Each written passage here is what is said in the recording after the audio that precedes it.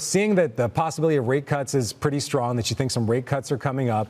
We had a strong GDP report, all bullish signs for the economy. But right now, you're saying it's time to hedge. So give us a sense. What's your Wex word today?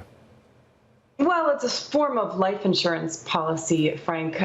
We all don't like to think about it. Hopefully we never have to use it, but one day we will. So I think it's a good time, the best time actually, to put on those protective hedges, such as protective options on the technology sector, which is one of my tactical recommendations. Now, the best time to do so is when markets are strong.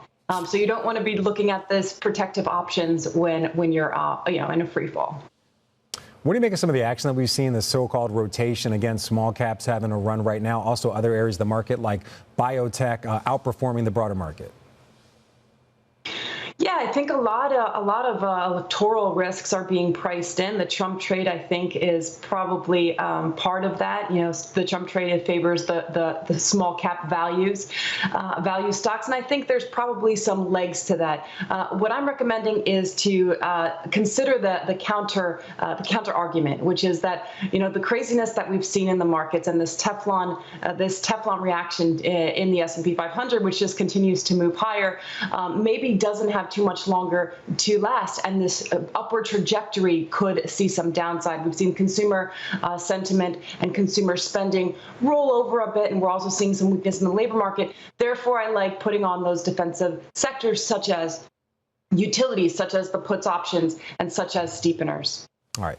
PCE coming up later today. What are your expectations? What do you think the market impact will be? Our in-house forecast models, Frank, put us at 0.2% month on month, which is in line with consensus expectations. I do think today is probably going to be another risk-on day because the market is discounting, I think correctly so, the first rate cut in September.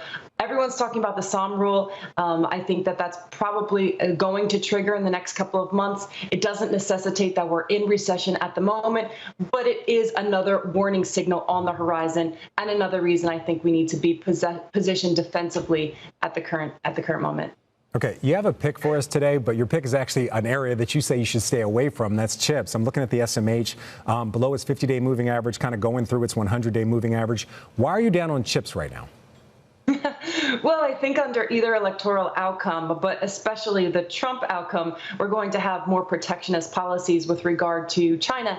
And I think that there are some risks on the horizon there. Industrial policy, in my view, is kind of a euphemism for protectionism. And I think that we need to be positioned accordingly. So that is a risk that's coming up in the next 3 to 6 months. And I think, again, that it's important to consider the underappreciated, underpriced risks in the market now. So if you're not bullish on chips, you have some questions about chips. Does that mean you have some questions about the AI trade? Because they seem very closely linked.